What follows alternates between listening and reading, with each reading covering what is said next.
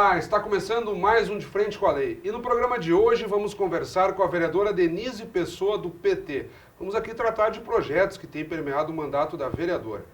Vereadora Denise, é uma honra recebê-la de novo aqui no De Frente com a Lei. Obrigada, Fábio, o prazer é meu. Vereadora, nós temos projetos seus aí que vem tramitando há algum tempo aqui no Legislativo e um deles diz respeito ao estudo do impacto de vizinhança. Foi para a pauta em discussão, houve pedido de vista e na última oportunidade, lá em meados do final do ano passado, se não estou enganado, a senhora acabou aceitando um acordo ali com os vereadores Edson da Rosa e Guila Sebem, se eu não estou enganado, para que esse projeto fosse para análise do Sinduscom, a fim de qualificar a matéria. Eu gostaria que a senhora explicasse como é que anda esse projeto e principalmente para aqueles que não estão muito familiarizados com essa ideia do estudo do impacto de vizinhança, compreendam o que realmente está em discussão. Bom, sobre esse projeto, né, acho que primeiro dizer que ele foi um dos meus primeiros projetos que eu apresentei aqui na Câmara de Vereadores. Pois né? tem um bom tempo. 2009, né? Então, esse projeto, ele fez parte, inclusive, da minha formação acadêmica, né? Eu sou arquiteta e meu trabalho, um dos trabalhos finais meu da faculdade foi uma pesquisa sobre o estudo do impacto de vizinhança, que naquele momento era um instrumento bem recente, né, bem recente em várias cidades que ainda não estavam implementadas, né? Mas na verdade ele surge no Estatuto das Cidades, né? E aí, o Estatuto das Cidades ele prevê vários instrumentos legais para tentar equilibrar um pouco as relações da cidade, tentar fazer com que as relações públicas e privadas tenham um equilíbrio, né? Que todos tenham um acesso democrático à cidade. Porque hoje o que a gente vê? Muitos empreendimentos grandes, né? Eles são construídos, eles causam um impacto. Esse impacto, na verdade, ele acaba sendo pago por todos os contribuintes que pagam impostos, né? Se é uma rede de esgoto que tem que aumentar o impacto no trânsito, de necessidade de uma escola infantil, tudo isso quem paga somos todos nós. E o lucro desse empreendimento não é dividido. Então, isso não acaba não sendo justo numa relação equilibrada de cidade, né? Claro. Então, nesse sentido, o Estatuto ele prevê o estudo do impacto de vizinhança, que ele vai fazer um estudo sobre o empreendimento, né? Quais são os impactos que ele vai causar no seu entorno. E aí cada aspecto ele é considerado um raio de entorno. A gente pode ver impactos de empreendimentos na questão econômica, né? Na questão, digamos, se tu abrir um supermercado, né, grande numa comunidade, provavelmente os pequenos fecharão. Então isso é um impacto, né, que vai causar naquela região. A gente tem também impactos na questão de poluição sonora, de trânsito.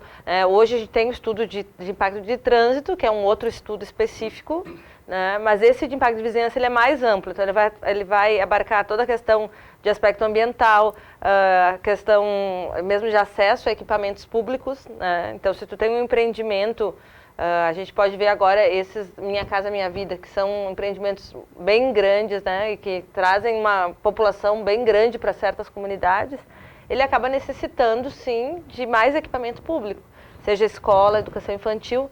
Então, esse estudo de impacto de vizinhança, ele vai fazer esse diagnóstico do impacto e também vai prever medidas mitigadoras, né, ou compensatórias. Então, de diminuir, medidas que diminuam esse impacto, ou medidas que compensem o impacto. Bom, não dá para diminuir, então a gente vai fazer outra situação, a gente vai propor outra situação. E fica a cargo do empreendedor, né? Então, doar uma área para a construção de uma creche, ou investir numa rotatória, ou num aspecto, né? Tudo para tentar compensar. Então, ele é um empreendimento bem importante, né? Um instrumento bem importante. Aqui em Bento Gonçalves já tem há muito tempo. Então, várias cidades aqui no entorno, Gramado já tem, Caxias, infelizmente, não tem. Porto Alegre tem, né? Então, ele é um instrumento que vem funcionando em várias cidades. Maringá, todas as cidades aí, as maiores, já vê isso. E na nossa cidade, infelizmente, né, acaba não se tentando equilibrar essa relação. E aí quem ganha muito são, né, as incorporadoras, né, e os grandes empreendimentos. A senhora, como a senhora mesmo citou, faz tempo que esse projeto tramita no Legislativo, desde 2009. E às vezes em que vinha a plenário, e eu fazendo a cobertura para o site da Câmara, a senhora sempre tratava da necessidade de regulamentar, porque vários pontos desse estudo de impacto já são previstos de uma forma ou de outra, previsto de uma forma ou de outra. Por exemplo, a questão da poluição sonora. O nosso Código Ambiental, a política municipal do meio ambiente já prevê vários pontos ligados à poluição sonora, no sentido de combater. As pessoas, quando pensam em metragens e construção civil, se apegam muito à questão do número de andares. Se o prédio vai ser grande, qual vai ser o impacto para aquela região. E na medida em que é solicitado vista, como aconteceu há poucos meses, para o Sinduscom analisar e trazer sugestões para qualificar o projeto, nesse meio tempo já não foi suficiente ouvir todos os órgãos de representação, seja da construção civil ou da sociedade civil organizada de modo geral? O que falta realmente para fechar esse projeto junto às partes que serão inevitavelmente atingidas, como a senhora já mesmo coloca, os empreendedores da construção civil, né?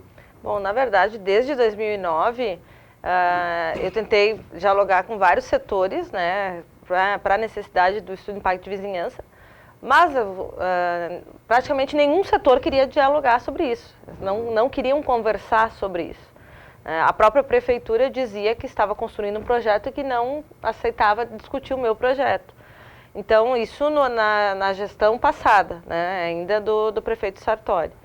Então, com o mandato do prefeito Alceu, a gente voltou a fazer esse diálogo, né, e ali não se mostrou tão duro, né, de não aceitar dialogar o meu projeto, mas também não se avançou muito. Então, aí agora, a partir do ano passado, eu estive no Ministério Público, falei com o Dr. Adrio Gelati, que ele é promotor que trata da questão do desenvolvimento urbano aqui da cidade, e falei sobre o instrumento, né? E aí falei do nosso projeto aqui da Câmara, e nesse sentido o procurador, né, notificou a prefeitura, né, dizendo que era urgente, que deveria regulamentar. E agora a gente tem a previsão da revisão do plano diretor, que ocorrerá no ano que vem. Então, com essa revisão do plano diretor, não tem como fugir disso. Então, nessa revisão vai ter que contemplar o estudo de impacto de vizinhança. Esse estudo ele poderia fazer parte já dessa revisão do plano diretor, como, por exemplo, uma lei incorporada, ou tem que acontecer com uma lei à parte? Ele é uma lei à parte. Ele é uma lei à parte, porque no plano diretor ele prevê o estudo de impacto de vizinhança, mas ele prevê que ele vai ser regulamentado por lei específica, né? E a competência ela é tanto do executivo quanto do legislativo. Então, o plano diretor a gente pode legislar, né, tanto os vereadores quanto a prefeitura. Então, não existe inconstitucionalidade, né? E nesse sentido que se começou, então, o Sinduscom, sabendo que não terá como fugir disso, né? Então, resolveu aceitar a proposta de sentar e discutir. Porque o meu projeto realmente ele é bem exigente, digamos, ele seria muito exigente para as construtoras. E o que então, você acha que mais dificulta nessa relação?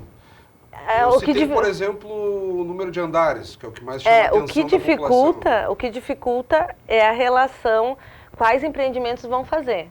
Essa é o nó da questão. De acordo com o zoneamento de cada região. Na verdade, a gente ainda não considera o zoneamento, normalmente as legislações não consideram zoneamentos, mas os serviços. Bom, a gente vai exigir, então, estudo de impacto de vizinhança sobre loteamento ou não? A gente vai exigir sobre uma casa noturna, qual a metragem da casa noturna? Né? Uma casa noturna tem impacto sempre, né? Não importa a metragem, às vezes um menor tem, né? E aí também entra o detalhe da questão sonora. Sim. Que, embora nós temos a política do meio ambiente ali que eu citei, mas ainda assim... A gente sabe que muitas casas, inclusive com isolamento acústico interno, tenham o barulho externo. É que eu citei o zoneamento porque muitas vezes em reuniões aqui da Câmara, e é interessante que a população já está se apropriando desses critérios. E muitas vezes o bar acaba ganhando determinadas proporções, e aí tem moradores que chegam, não, mas para aí, para o zoneamento do nosso bairro, ele tem caráter residencial. Então, como é que colocaram uma casa noturna? Entende? Não, e isso é bem bacana, porque com o Estatuto das Cidades, que na verdade é a primeira legislação criada a partir de movimentos populares que reivindicaram, que é considerada a primeira legislação mais popular, ele também obriga a qualquer mudança no plano diretor ter audiência pública e ter participação da população. Então é por isso que a população já começa a apropriar da história do zoneamento, né? Então assim, agora se discute com a população, né? Eu acho que ainda a gente pode ter mais participação, né? Mas com essa questão da audiência pública, as pessoas elas vão se apropriando, elas vão compreendendo. Acho que isso é um grande ganho que a gente tem. E levando os assuntos depois para as assembleias das AMOBs, da própria UAB, quer dizer, isso é interessante, né? A gente teve aqui aquele debate sobre Colina Sorriso, lotou a Câmara, né? As pessoas discutindo o saneamento do bairro, né? É muito bacana isso. Você aceitaria edifícios maiores? Uns acham que vai trazer desenvolvimento, outros dizem, não, para aí, queremos ainda ter o caráter residencial. E o impacto é muito forte e irreversível, porque depois como é que você vai derrubar um prédio de 8, 10, 12 andares? Não é assim, né? Então hoje a gente está acertando, a gente já ouviu o Sinduscom, a gente teve uma reunião com o Sinduscom, eles contrataram também, acho que 2 profissionais, para fazer um estudo sobre as legislações que existem, apresentar uma proposta para nós de quais empreendimentos deveria. Eu não tenho acordo, né, de tudo, então a gente vai tentar equilibrar e tentar... Talvez seja o caso de mais uma audiência pública, então... a gente já fez, mas acho que a gente precisa fazer novamente, né? Eu confesso, sim, que meu projeto, ele exige estudo de impacto de vizinhança para muitos empreendimentos, que dá para amenizar, né, mas não tanto, né, então tem que ter um equilíbrio, não dá para também deixar todos os empreendimentos ou... Acho que tem alguns empreendimentos que têm impacto que precisa fazer o estudo, né? Nós citamos aqui, por exemplo, a questão sonora da política municipal do meio ambiente, que também seria atingida de uma forma ou de outra pelo estudo de impacto de vizinhança. Metragens, se vai ter mais andares, menos. A senhora mesmo colocou, determinado loteamento pode ou não receber, vamos supor, uma casa noturna ou outro tipo de aparelho público. E quais seriam, então, outras formas que as pessoas enxergariam no dia a dia?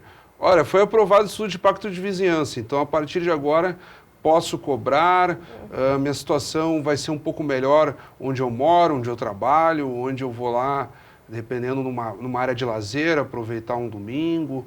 Quais são as providências imediatas que a população já teria a partir de uma lei dessas em vigor? Então, assim, empreendimentos também, equipamentos que são... daqui a pouco, sei lá, uma pista de motocross, todos esses empreendimentos maiores, eles fariam um estudo de impacto de vizinhança. Que chega aqui na Câmara também, às vezes, né? Sim. Tinha ideia da pista de skate também, né? Esses empreendimentos que atrairiam bastante gente, shopping, né, grandes empreendimentos, fariam, então, um estudo de impacto de vizinhança. E esse estudo, ele teria que ficar disponível para a população. Então, os vizinhos, eles podem ir ali na prefeitura, isso está no Estatuto das Cidades, né? Então, os vizinhos, eles podem ir lá, olhar o estudo, dizer se concordam ou não, né, com o impacto e com as medidas, né? E aí eles podem, sim, participar e dizer, isso aqui não é assim, né? Eu acredito que não é dessa forma. Então, abre uma discussão com a população. Claro. Então, é uma ideia da população estar vendo, bom, vai ter um empreendimento enorme aqui. Hoje, as pessoas, quando vê, já está lá, né? O empreendimento... né, já está, né, a rede de esgoto extremamente, né, que não suporta. Que é aquilo que não aparece quando existe, está tudo certo, mas na medida que estoura, as pessoas, para aí, então o esgoto agora não suporta. Mas aí já aconteceu, né? Então, acho que com o estudo tu consegue prever algumas coisas, né? Então, então acho que isso é um grande instrumento. É que faz com que não aconteça o problema, né? Então é aquela lei que... o preventivo, né? Exatamente, que não aparece enquanto está tudo correndo bem, mas na medida em que tem que tomar uma providência, na verdade, está ali a regra, né? Na verdade, a política de planejamento urbano, ela sempre é a médio e longo prazo. E por isso que muitas prefeituras e prefeitos não priorizam. Porque o mandato é de 4 anos. Não vai aparecer, né? Os planejamentos que tu fizer, não vai aparecer... tão rápido, né? É menos mal que se mudou a concepção em relação a isso quanto à água e esgoto. Né? Que há um mutirão nos municípios de um modo geral, talvez alguns não, mas em Caxias principalmente, houve um progresso significativo nos últimos anos aí, no sentido de cobrir o município com tratamento de água e esgoto, já está aí. Os índices que são divulgados na ordem de 90%, 85%. Tem avançado, né? Na verdade, em uso é bem menos, né? Sim. A rede mesmo, ela existe, pode existir 90%, mas em uso ela é bem menos, né?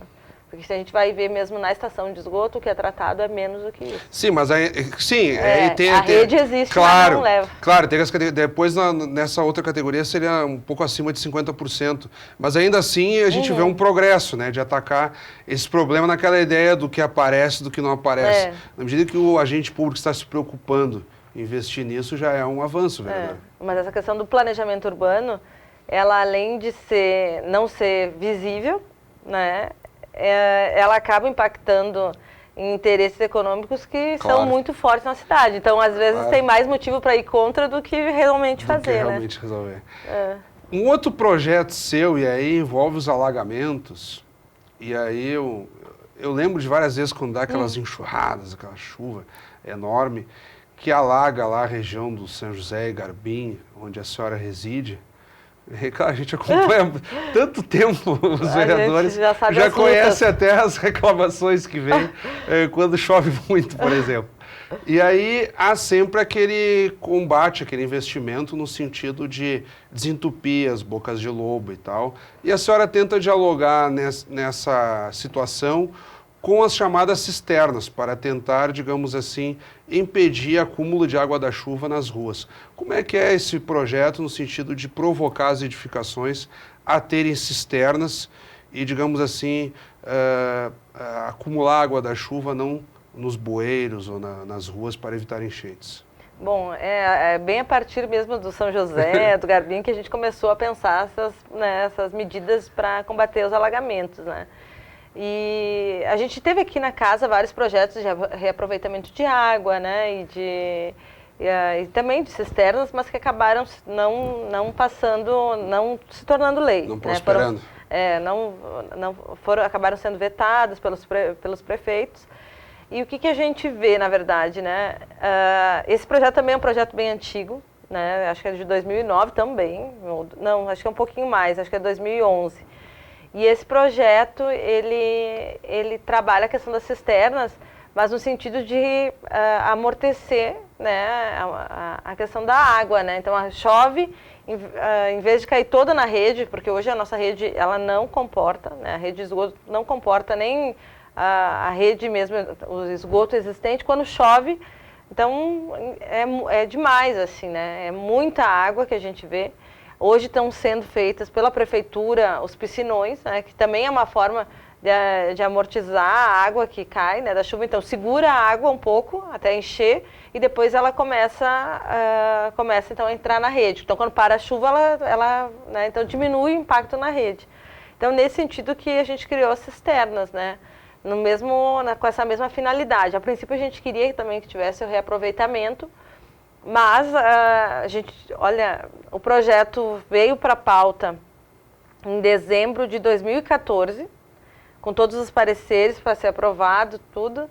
O vereador Mauro pediu vista do projeto, baixou para a prefeitura, para o Conceplan, Conselho de Planejamento da Cidade. E ali a gente tem várias entidades, né? E aí no Conceplan o projeto foi pauta em 10 reuniões no ano passado. E eu fui em praticamente todas, né? Então, assim, foi uma discussão muito longa, né? Muito longa. E aí se decidiu, como forma de prosperar o projeto, de não trabalhar a questão do aproveitamento da água, porque senão, o reaproveitamento, né, dessa água da chuva, porque aí teria muito mais burocracia em função de tratamento também de saneamento da água, né? A gente tem agora a questão da dengue, daqui a pouco tu começa a acumular, tu não tem a forma certa para quais finalidades você usaria a água. Então começou a se temer um pouco essa questão de como reutilizar. Então a gente optou nessa legislação apenas trabalhar a questão da cisterna, que também daí tem vários aspectos técnicos de como fazer. Sim, mas aí armazena a água na cisterna, impede que ela se acumule na rua, mas depois essa água vai para onde?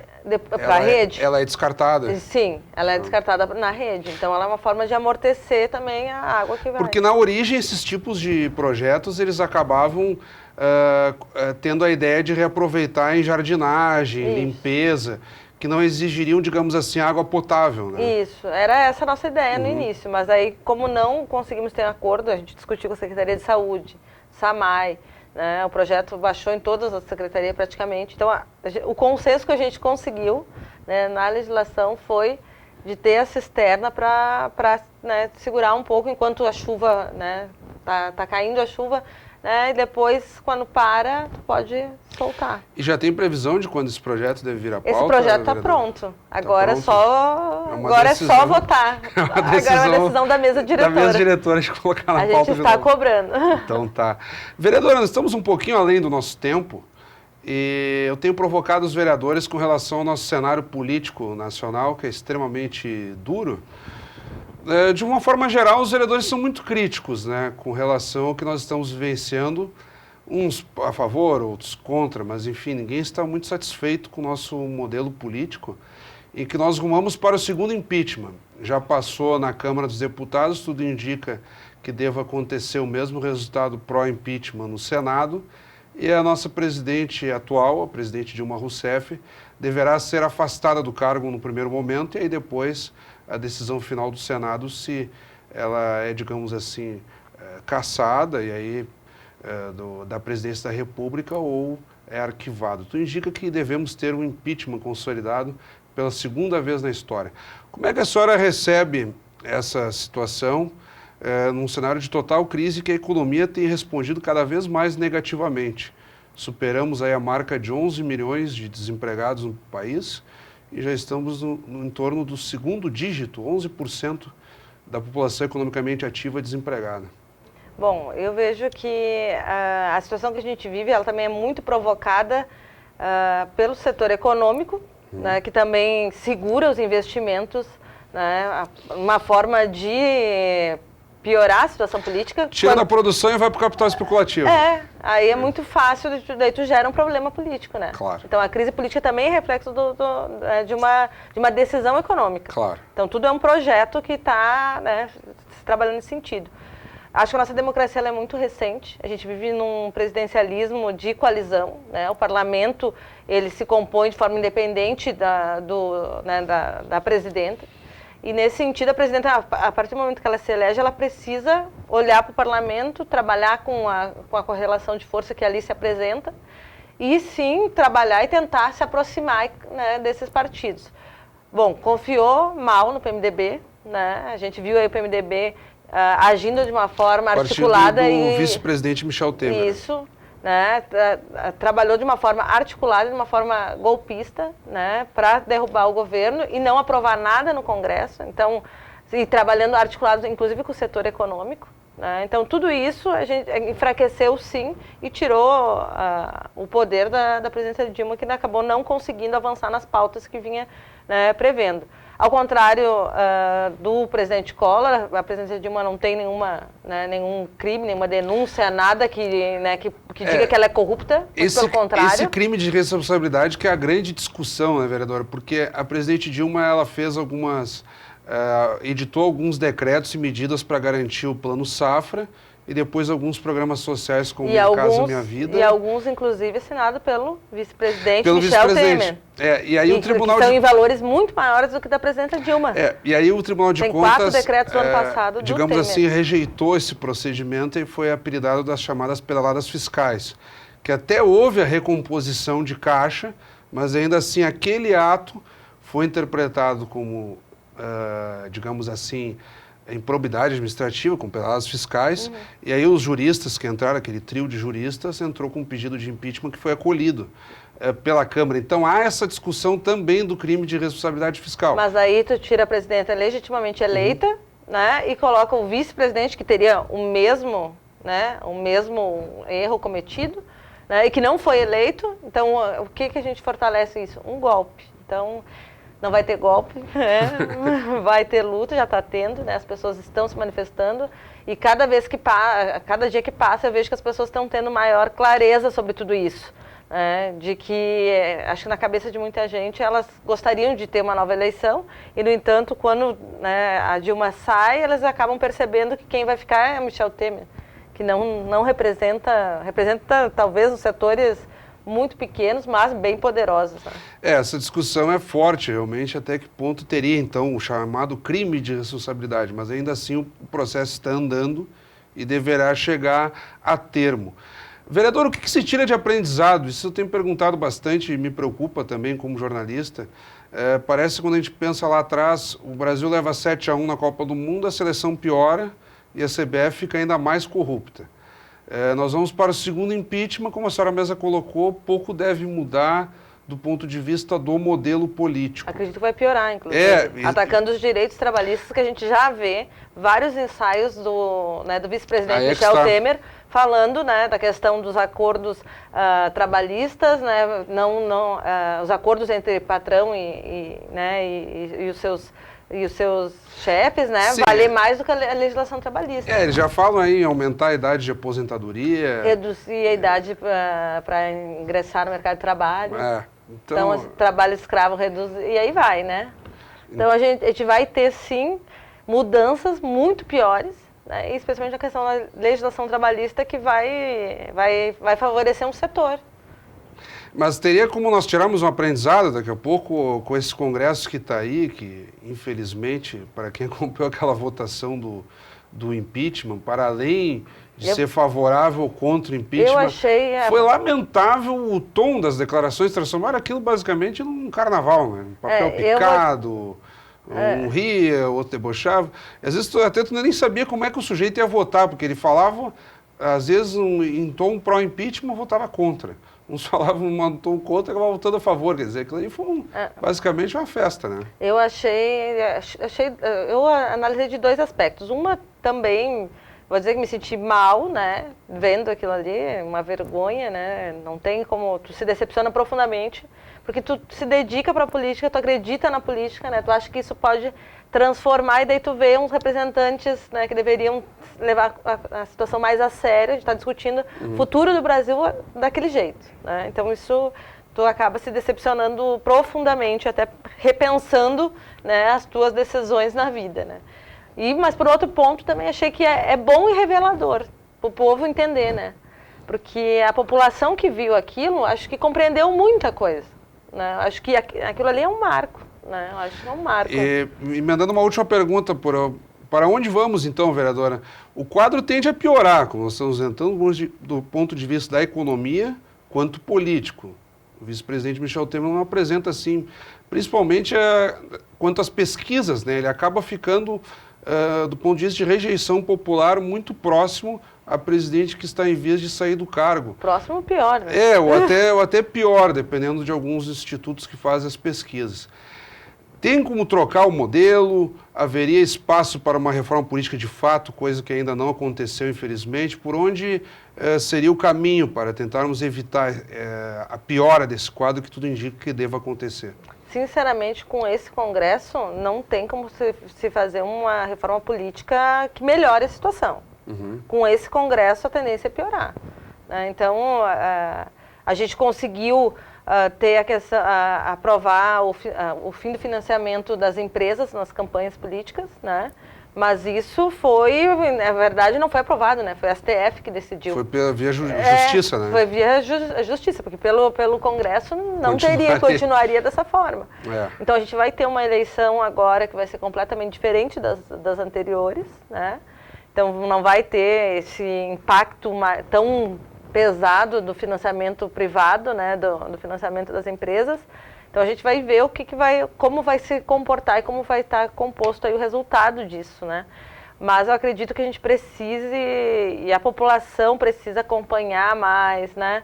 E tá debatendo, eu acho que com essa eleição, com o fim do financiamento privado e a população participando mais, sonho eu que a gente consiga ter, né, mais representantes, né, do povo mesmo, né, no Congresso e nos espaços de poder, porque hoje a gente tem metade da população são mulheres, a gente não tem metade da população, né, metade da população representada nesses espaços. E aí a gente vai ver a juventude muito pouco representada, os negros muito pouco representados, né, o povo mesmo muito pouco representados, mas em compensação outras bancadas, né, aí representantes, né, do grande agronegócio, e aí vai, né, a gente vê bem representados, né, outras bancadas aí financiadas pela indústria, né, de armas, né, hoje tem uma das bancadas maiores aí do Congresso, né. É impressionante.